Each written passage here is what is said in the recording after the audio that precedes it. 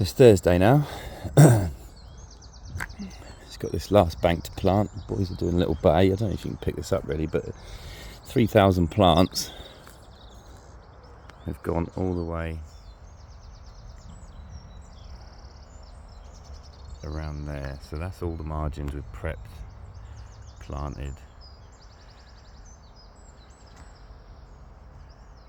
All the way around there, all the way around there. Down past the bridge.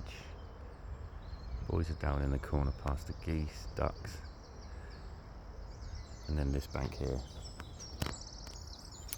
So yeah, it's 3,000 plants, and obviously I'll just rough this up as much as I can without taking any further back, because obviously we've got the fence there. That's fine, we get a load of plants in all these gaps. And then you just want to fast forward a year really, because it will look absolutely amazing. It really will. I love it when you can just crack on and get it done, and yeah, it will look impressive. You imagine that in a year's time, that'll just be flush with green, and when they start flowering it looks great. And that's probably the least important reason why we do it.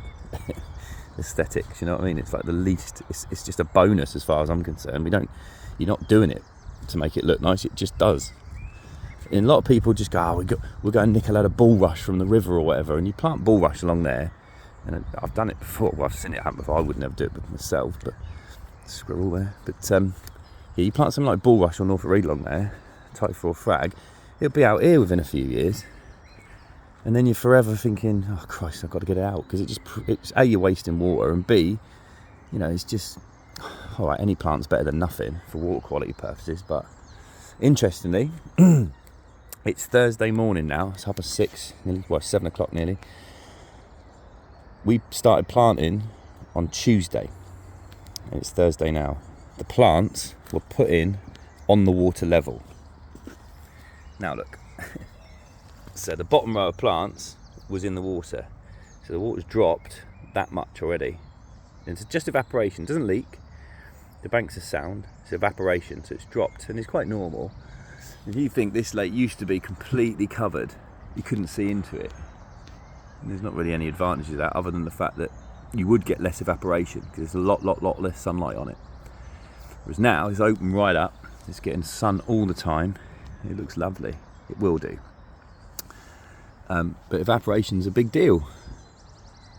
And a lot of people say, oh, you plant and then the water level drops, but there's loads you can do. Adam's set up a nice little watering system. It's important. These are really important for the future, and they'll be absolutely fine. They're real tough, and they can they're tough as well. They can withstand actually quite a lot of dry, and as long as there's a bit of moisture feeding the front ones, they'll feed the back ones. It does work, but obviously the water potentially could drop out to here somewhere, so these will be high and dry. So I said to Adam, it's always the same when you're planting. Some people say, why don't you plant out here? But when you do that, you don't get as much purchase. You can do it, and it's fine on a little tiny garden pond or anything, but in reality, the wind, any movement, ducks and stuff, everything just walking through, you end up just keep replanting them. So I like to, and plus, for bank erosion, I want them here.